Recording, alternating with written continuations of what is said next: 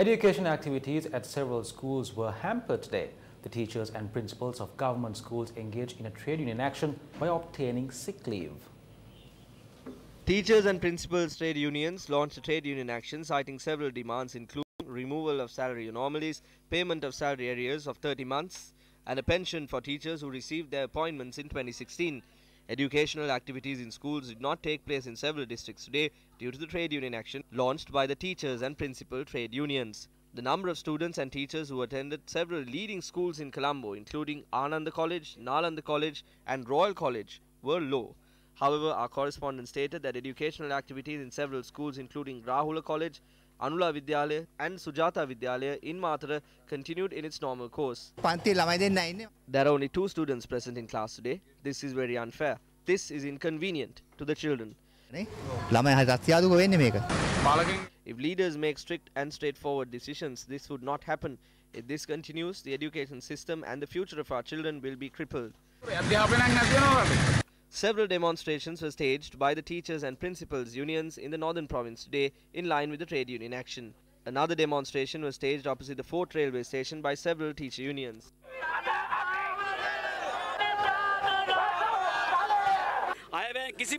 The budget did not fulfill any of our demands. We request Minister Akila Viraj Karyavasam to remove all salary anomalies that were created through the BC Pereira Commission and increase our salaries. The number of documents and forms that are to be filled by teachers must also be reduced. The Ceylon Teachers Services Union also staged a demonstration in Nugegoda today.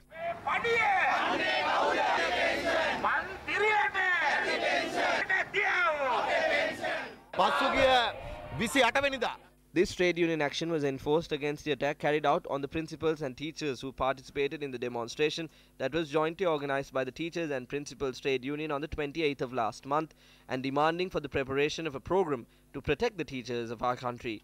All teachers island-wide will engage in a trade union action by obtaining sick leave today.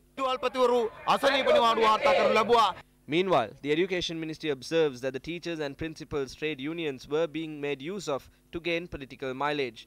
The Education Ministry said it has made arrangements to address these issues and at this time, certain groups are misleading the teachers and principals. Good evening to you. I want to focus your attention to another aspect with regard to the story that you just witnessed on air. The teachers, principals, trade union action that was carried out today. Now, it is true that the teachers and the principals may seem to have a problem at hand and they have the right to engage in trade union actions. That is the argument that is raised. With keeping that aside for a while, we also have to look at another aspect with regard to this education sector. Now, a part of the free education that is promised to the students of our country is to ensure that those students have a way, a mechanism to get to those schools to receive the free education that is provided to us by the government of Sri Lanka. Again, the government from the past as well, not just the current government, every government has seemed to have forgotten this aspect, this particular part of the free education package that is provided to the students. Now, this may seem a bit impractical because the government does not have a proper transportation system even for the general public to travel on. But providing transportation at concessionary levels, with concessions rather, is a part of the package that is given to the students as part of the free education that is provided in the country. Now begins our story.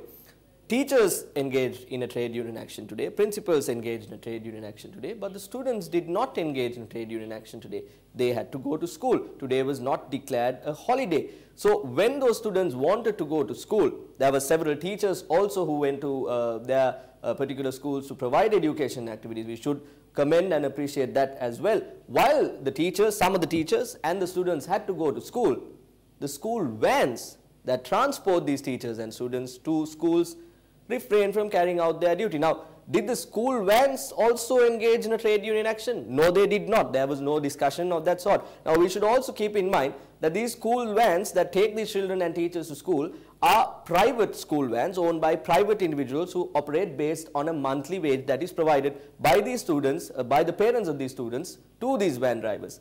Now, in such a backdrop, if school vans stop functioning, at least for a day, it can be a situation where these school van drivers can completely halt the education system of the country in one day if they refrain or if they if they stop transporting students to school. Is that what our country has come to? Is that what the education system of our country has come to?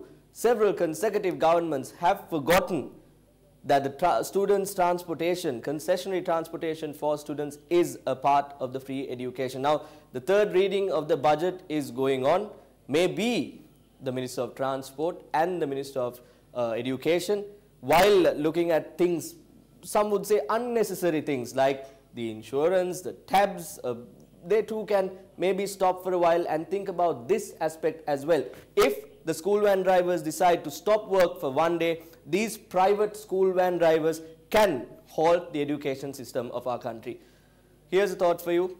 Have a look. We brought you the report with regard to the trade union action by the teachers and the principals. We highlighted two important factors to you. One was that the successive governments have forgotten that providing transportation to these students to get to their schools is a part of the package that comes under free education. Second one is that the school van drivers can bring the education system of our country, if they decide to do so, to a halt.